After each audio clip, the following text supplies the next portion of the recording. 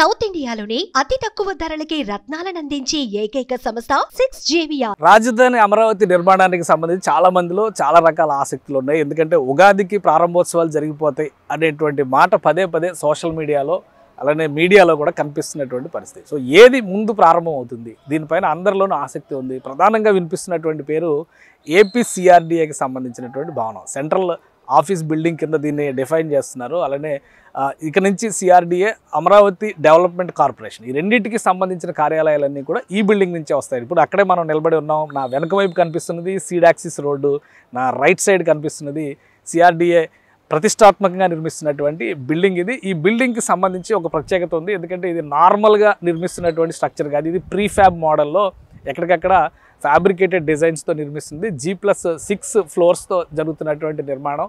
Already మీరు గమనిస్తే కనుక లోపల ఇంటీరియర్ వర్క్స్ జరుగుతున్నాయి. బయట నుంచి చూస్తే స్ట్రక్చర్ ఏమీ కనిపించట్లేదు. గతంలో ఓన్లీ రంగులు వేశారు. చంద్రబాబు నాయుడు గారు వచ్చి రెండోసారి ఈ పనుల ప్రారంభోత్సవం, అంటే గవర్నమెంట్ వచ్చిన తర్వాత పనుల ప్రారంభోత్సవానికి సంబంధించినటువంటి పూజలు ఇక్కడే చేశారు. ఆ తర్వాత ఒక పబ్లిక్ డిజైన్, ఒక 10 డిజైన్లని అక్కడ పబ్లిక్ కోసం ఓటింగ్ కోసం పెట్టారు. ఆ 10 డిజైన్లలో 10వ డిజైన్ ఏ షేప్, అమరావతిలో వస్తున్నటువంటి ఫస్ట్ బిల్డింగ్ కింద దీన్ని చూస్తే కనుక ఏ షేప్డ్ బిల్డింగ్ని పబ్లిక్ ఓటింగ్లో నంబర్ 1 పొజిషన్లో నిలిచింది.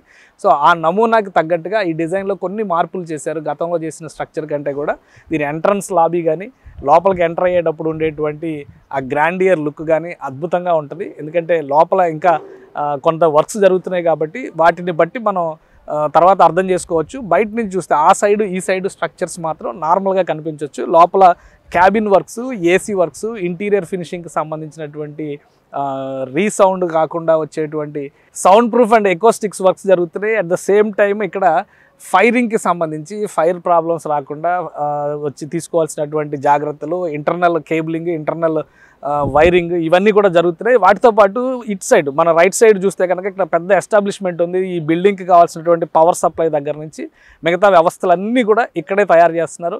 రాబోయేటువంటి రోజుల్లో ఎలాంటి అవసరాలు ఉంటాయి అంటే కనీసం ఒక 500-600 మంది ఎంప్లాయీస్ ఇక్కడ పనిచేసేటువంటి అవకాశం ఉంటుంది. ఈ పనిచేసేటువంటి ఎంప్లాయీస్కి ఎలాంటి అవసరాలు ఉంటాయో బేసిక్ ఎమ్యూనిటీస్ అన్నిటిని కూడా తీర్చిదిద్దే విధంగా ఇక్కడే ఆ ఏర్పాట్లన్నీ కూడా జరుగుతున్నాయి.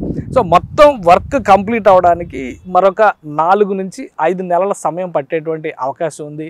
వీలైనంత వరకు ఉగాది నాటికి ఈ పనులు ఎలా ముందుకు తీసుకెళ్లాలనేటువంటి ఆలోచనలో ఉన్నారు. కొన్ని క్యాబిన్స్ ప్రారంభోత్సవం చేయడానికైనా అవకాశం ఉంటే కనుక ఉగాది నాటికి ప్రారంభించాలనేటువంటి ఆలోచనతో ఉన్నారు. అంటే అట్లీస్ట్ 2 ఫ్లోర్లు ఓపెన్ చేస్తే ఎలా ఉంటుంది అనేటువంటి ప్రయత్నాలు కూడా జరుగుతున్నట్టుగా తెలుస్తుంది. ఇంటర్నల్గా సిఆర్డీఏ అధికారులు చెప్తున్నటువంటి ఇన్ఫర్మేషన్ బట్టి చూస్తే కనుక మొత్తం ఫినిషింగ్ వర్క్స్ చేయడానికి కనీసం 5 నుంచి 6 నెలలు పడుతుంది.